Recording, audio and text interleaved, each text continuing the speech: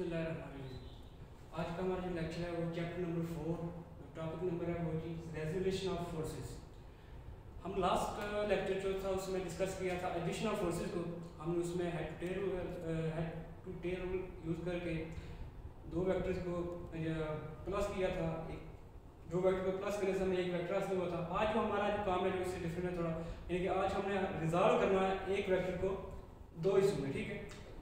इसको हम resolution of forces कहते हैं, यानी कि कोई भी वेक्टर जो मैं बस मिसाल के तौर पर ये हमारे पास एक वेक्टर है, इसको हमने रिजॉल्व करना है दो हिस्सों में। तो वो कैसे करते हैं आज के लेक्चर में हम ये सिर्फ पढ़ेंगे। सबसे डेफिनेशन पे आ जाते हैं इसकी।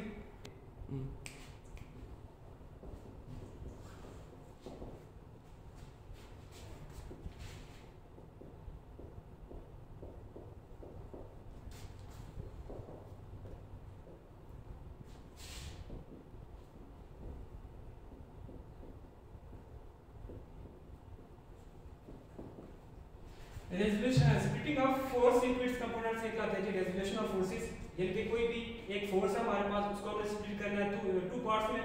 तो ये हमारे पास रेजोल्यूशन ऑफ फोर्स की डेफिनेशन जो मेन डेफिनेशन हुआ आ गई। इसके बाद हम इसके एग्जांपल ले लेते हैं। सबसे पहले तो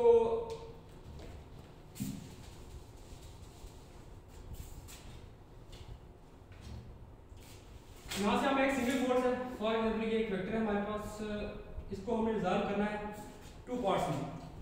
तो कार्टेशियन कोऑर्डिनेट सिस्टम क्या है, इसमें जो यूज होगा कार्टेशियन कोऑर्डिनेट सिस्टम,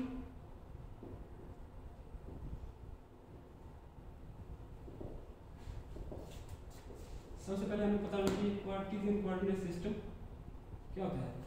हमारे पास अगर फॉर एग्जांपल ये एक वेक्टर है, कार्टेशियन कोऑर्डिनेट सिस्टम में हमारे पास फॉर एग्जांपल ये आप कह लेंगे एक एक्स एक्सिस और एक Y axis. Cartesian coordinate system हम लेते हैं कि दो मेनली कंपोनेंट है वेक्टर के लिए, एक एक्स एक्सिस पे एक वाई एक्सिस पे लेते हैं। अगर हमारे पास जो वेक्टर है वो एक्स एक्सिस पे, अगर एक्स एक्सिस पे वेक्टर है तो हमें पता है कि इसका जो डायरेक्शन भी है वो भी एक्स एक्सिस पे है। अगर वाई एक्सिस पे क्लियर है यानी कि इसके पैरेलल है तो हमें पता है कि हमारा जो वेक्टर है वो भी पैरेलल टू वाई एक्सिस है, इसकी डायरेक्शन भी वाई एक्सिस की तरफ है। अगर कोई वेक्टर हम जो इस तरह ले लेते हैं कि इसकी डायरेक्शन ये है, जैसे कि in between Y axis and X axis है, तो हमें इसको रिजॉल्व करने के लिए टू कंपोनेंट्स में हम देखते हैं क्या हमें क्या करना है, इसको रिजॉल्व करना है टू कंपोनेंट्स में। बेसिकली हम जो कार्टेशियन कोऑर्डिनेट सिस्टम में हम यहाँ पे परपेंडिकुलर ड्रा करते हैं दो, यानी कि एक्स एक्सिस पे और वाई एक्सिस पे। सो ये इसको ले लें एक्स एक्सिस, इसको वाई एक्सिस।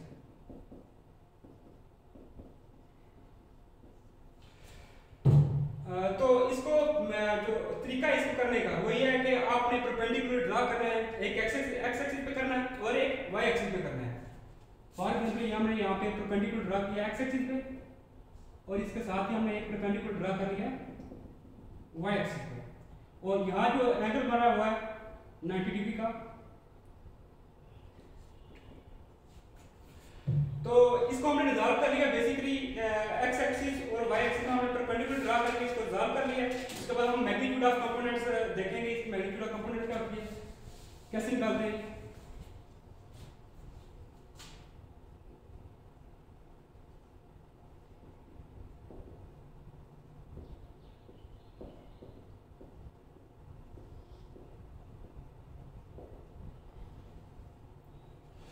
हमारे पास जो एक राइट एंगल ट्रायंगल बन रही है यहाँ पे, इसको नाम दे देते हैं ओ, यहाँ पे ए, यहाँ पे बी। तो जो इसको कंपोनेंट्स में अगर हमने रिजॉल्व करना है तो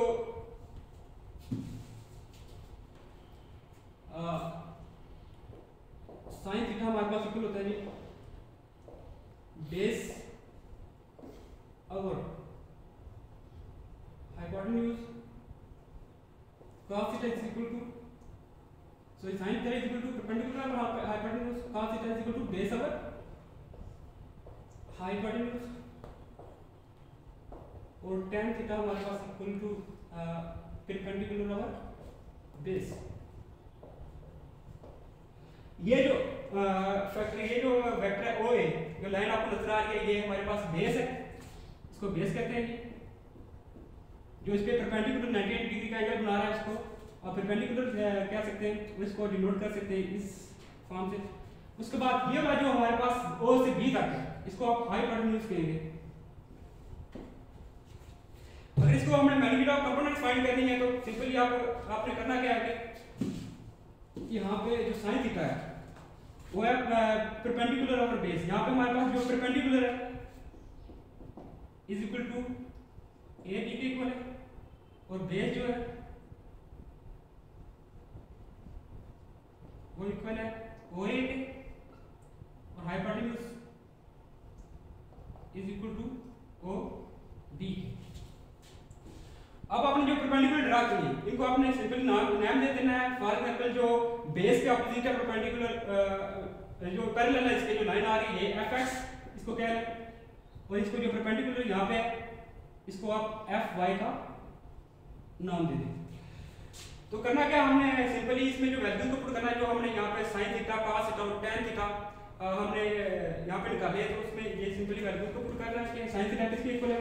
तो हमें पता है कि sin थीटा परपेंडिकुलर और बेस है, तो आप सिंपली यहाँ पे कह सकते हैं जी AB परपेंडिकुलर हमारे पास है AB और हाइपोटेन्यूज है OB। ये देख लीजिए जो परपेंडिकुलर है यहाँ पे AB और हाइपोटेन्यूज OB के इक्वल है। यहाँ पे आपने AB और OB लिख देना है। इसके बाद AB जो इक्वल है वो fy के इक्वल है। आपने सिंपली यहाँ पे वैल्यू पुट कर दी है AB की जगह fy और ये वाले हाइपोटेन्यूज है, इसको आप कह सकते हैं कि ये इक्वल है f के। सिंपली ये हाइपोटेन्यूज जो OB है ये f के इक्वल है, तो यहाँ पे आपने सिंपली f लिख देना है OB की जगह। इसके बाद cos थीटा पे आ जाते हैं। cos थीटा क्या होता है, बेस और हाइपोटेन्यूज होता है। बेस यहाँ पे OA हमारे पास, अब देखते हैं बेस OA, बेस की जगह आप लिख सकते हैं OA। उसके बाद हाइपोटेन्यूज जैसे हमने पहले लिखा है f OB। अब OA जो इक्वल है हमारे पास यहाँ पे OA वो इक्वल है बेस जो है वो इक्वल है fx के, क्योंकि इसके अपोजिट आ रहा है तो ये भी fx के ही इक्वल होगा। तो आप सिंपली यहाँ पे fx लिख लें और OB हमारे पास जो इक्वल है OB is equal to hypotenuse जो इक्वल है वो f के इक्वल है। यहाँ पे आपने सिंपली इसकी जगह f लिख देना है। उसके बाद जो tan थीटा है वो है, उसका फॉर्मूला है परपेंडिकुलर और बेस। तो परपेंडिकुलर हमारे पास क्या है यहाँ पे AB, परपेंडिकुलर जो है AB और ये इक्वल है fy के। आप यहाँ पे लिख लें AB और बेस इक्वल है OA के इक्वल है, बेस इक्वल है OA के, और ये जो परपेंडिकुलर है AB ये इक्वल है fy के इज इक्वल टू fy। और उसके बाद जो बेस है वो इक्वल है OA के, और जो इक्वल है किसके fx के और fx। आप इन चीजों को थोड़ा रिटर्न कर लेते हैं यहाँ पे।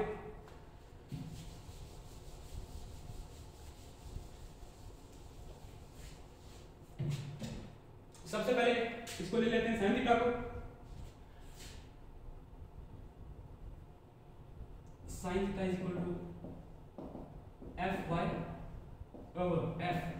अगर आपने यहाँ से fy निकालना है, fy की वैल्यू हमारे पास आ जाएगी fy is equal to f sin theta. ये वैल्यू एक आ गई fy। उसके बाद fx की वैल्यू कितनी तरफ आ रही, एक cos थीटा जो इक्वल था वो किसके था, cos theta is equal to fx और f। यहाँ से अगर fx निकालना है तो f जो डिवाइड हो रहा है यहाँ पे दूसरी साइड में जाके मल्टीप्लाई हो जाएगा, हमारे पास fx की वैल्यू आ जाएगी fx is equal to f cos theta. उसके बाद tan थीटा आप ले लेते हैं, इन दोनों को सॉल्व करते हैं।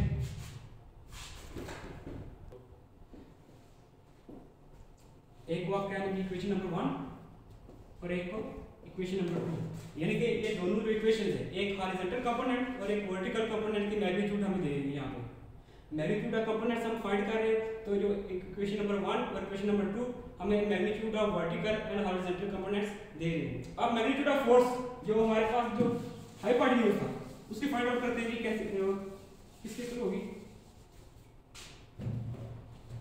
पाइथागोरस थ्योरम यहाँ पे यूज होगा। पाइथागोरस थ्योरम सिंपली आप कह सकते हैं A square plus B square is equal to C square. यहाँ पे सी स्क्वायर जो है इसको आप हाइपोटेन्यूज कह लें, इज इक्वल टू हाइपोटेन्यूज का square is equal to base का स्क्वायर प्लस परपेंडिकुलर का स्क्वायर यहाँ पे आ गया। आप सिंपली यहाँ पे आपने वैल्यूज को पुट कर देना है।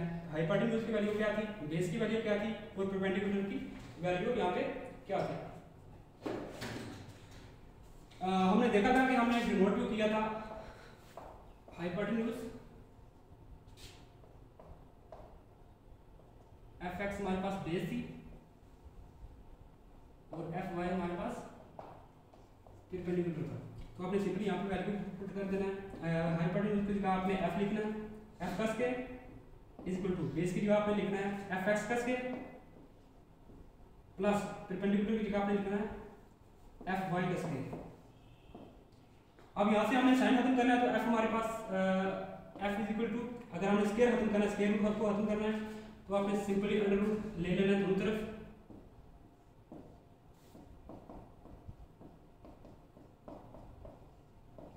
एफ वाई का स्क्वायर, ये फाइनल वैल्यू आएगी यहाँ पे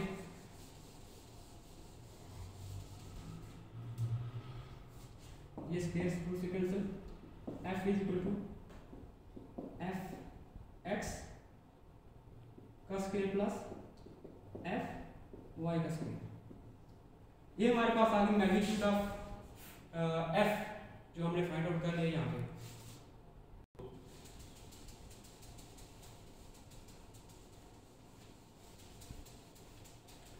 वेक्टर जो है वो फिजिकल क्वांटिटी जिसमें मैग्नीट्यूड के साथ डायरेक्शन की भी रिक्वायरमेंट होती है। हमने मैग्नीट्यूड को फाइंड आउट कर लिया है, अब हम डायरेक्शन की तरफ जाएंगे। डायरेक्शन ऑफ फोर्स की डायरेक्शन क्या होगी इसकी, तो सिंपली जो हमने यहाँ पे फाइंड आउट किया है tan थीटा किसके इक्वल होता है, theta is equal to F Y over F X. जो हमने पहले वैल्यूज यहाँ पे फाइंड आउट किया था, यहाँ से हमने एफ वाई tan थीटा की वैल्यू यहाँ पे यानी कि perpendicular over base, F Y हमारे पास परपेंडिकुलर और एफ एक्स बेस होगी। राइट एंगल ट्राइंगल में हमने यहाँ फाइंड आउट कर लिया था यहाँ पे। अब tan को आप दूसरी साइड पे लेके जाए तो यहाँ पे tan इनवर्स हो जाएगा F Y over F X. ये हमारे पास आ गई डायरेक्शन ऑफ फोर्स। तो इसके बाद बुक में आपको दिया हुआ है कि टेबल भी दिया है values of different trigonometric ratios, वो आपने वहाँ से देख लेनी है और वहाँ से याद भी कर लेनी है। तो आज का हमारा लेक्चर यहाँ पे खत्म होता है। अल्लाह हाफिज़।